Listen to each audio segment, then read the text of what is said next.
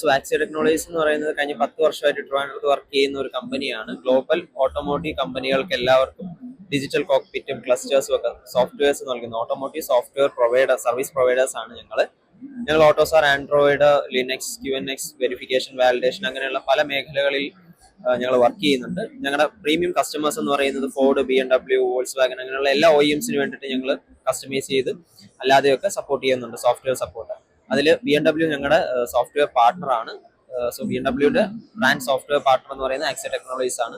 ഞങ്ങൾ കഴിഞ്ഞ 10 വർഷമായിട്ട് ട്രിവാൻഡ്രത്ത് വർക്ക് ചെയ്യുന്ന ഒരു കമ്പനിയാണ്. ഞങ്ങൾക്ക് ട്രിവാൻഡ്രത്ത് അല്ലാതെ ജർമ്മനി, US ആൻഡ് ജപ്പാനിൽ ഓഫീസ് ഉണ്ട്. ഇതല്ലാതെ ഞങ്ങൾക്ക് ഉള്ള വേറൊരു പ്ലാറ്റ്ഫോം എന്ന് പറയുന്നത് ലീലോ കോപ്പൈലറ്റ് എന്ന് പറയുന്ന ഒരു പ്ലാറ്റ്ഫോം ഞങ്ങൾ ഇൻഹൗസ് ചെയ്തതാണ്. സോ നമ്മുടെ AI യൂസ് ചെയ്തുകൊണ്ട് എങ്ങനെ ഓട്ടോമോട്ടീവ് സോഫ്റ്റ്വെയർസിനെയൊക്കെ എത്രയും പെട്ടെന്ന് ഇംപ്ലിമെന്റ് ചെയ്യാം എന്നുള്ളതാണ്. അതേപോലെ തന്നെ ഒപ്റ്റിമൈസേഷൻ ഓഫ് ഡിഫക്ട് മാനേജ്മെന്റും ഡോക്യുമെന്റ് അനാലിസിസ് അങ്ങനെയുള്ള മേഖലകളിലും ഞങ്ങൾക്ക് ഈ ഒരു ടൂൾ യൂസ് ചെയ്യാൻ പറ്റും. പിന്നെ കസ്റ്റമേഴ്സിന് വേണ്ടിയിട്ട് ഞങ്ങൾ കസ്റ്റമൈസ് ചെയ്ത് പ്രൊവൈഡ് ചെയ്യാറുണ്ട്.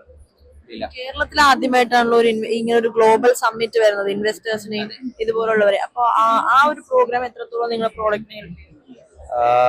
ആസ് ഓഫ് നോ ആക്സിയ എന്ന് പറയുമ്പം ഓട്ടോമോട്ടീവ് ഫീൽഡിലാണ്. സോ ഓട്ടോമോട്ടീവ് ഡൊമൈനിലുള്ള OEMസും അതായത് നമ്മളെ കാർ കമ്പനീസ് ഒക്കെ കേരളത്തിൽ ഇൻവെസ്റ്റ്മെന്റ് നടത്തി കഴിഞ്ഞാൽ അത്രത്തോളം ബെറ്റർ ആയിരിക്കും. R&D സെന്റേഴ്സ് നടത്തി കഴിഞ്ഞാൽ ഞങ്ങൾ ഇതിനു മുമ്പ് ഫെബ്രുവരി 6 ഞങ്ങൾ രാജീവ് മന്ത്രിയുടെ പ്രസൻസിൽ ഞങ്ങളൊരു പ്രോഗ്രാം നടത്തിയിട്ടുണ്ടായിരുന്നു. കാറ്റ്സ് എന്ന് പറഞ്ഞു, Kerala automotive technology submit.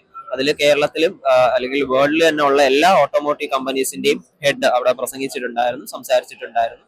So അതും ഇതുമെല്ലാം വെച്ച് നോക്കുമ്പോൾ നമ്മള് കേരളത്തിലോട്ട് കൂടുതൽ OEMസും ബ്രാൻഡിങ് കമ്പനീസും എല്ലാം വന്നു കഴിഞ്ഞാൽ ബെറ്റർ ആയിരിക്കും ഇൻവെസ്റ്റ്മെന്റ്. വന്ന ശേഷം നിങ്ങൾക്ക് ഒരുപാട് ഇൻവെസ്റ്റേഴ്സിനെ എങ്ങനെ ആൾക്കാരിലേക്ക് നിങ്ങളുടെ ഇതെത്തിക്കാൻ കഴിയും? കാരണം കഴിഞ്ഞ 10 വർഷമായിട്ട് ആക്സിയ ടെക്നോളജീസ് എന്ന് പറയുന്ന ഒരു കമ്പനി ഇവിടെ പ്രവർത്തിക്കുന്നുണ്ടെന്ന് ആൾക്കാർ കൂടുതൽ അറിയാനുള്ള ഒരു സ്കോപ്പായി. കാരണം ഇത്രയും വലിയ ബ്രാൻഡായ BMW കാറിന് സോഫ്റ്റ്വെയർ നൽകുന്ന ഒരു മലയാളികൾ പ്രവർത്തിക്കുന്ന ഒരു മലയാളി എഴുതിയ കോഡിലാണ് അതിന്റെ സോഫ്റ്റ്വെയർസ് വർക്ക് ചെയ്യുന്നത് എല്ലാവരും അറിഞ്ഞു. അതൊക്കെ ഭയങ്കരമായിട്ട് നമുക്ക് ഇമ്പ്രൂവ്മെന്റ് ഉണ്ടാക്കും. വ്യവസായ സാഹചര്യത്തിൽ വ്യത്യാസം വന്നത് കരുതുന്നു.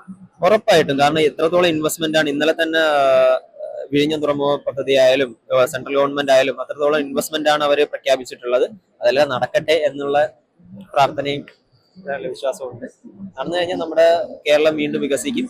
അതിനോട് ഡെവലപ്മെന്റ് വരട്ടെ, കൂടുതൽ R&D സെന്റേഴ്സ് ഒക്കെ കേരളത്തിൽ ഉണ്ടാവട്ടെ എന്ന് വിശ്വസിക്കുന്നു. Thank you sir.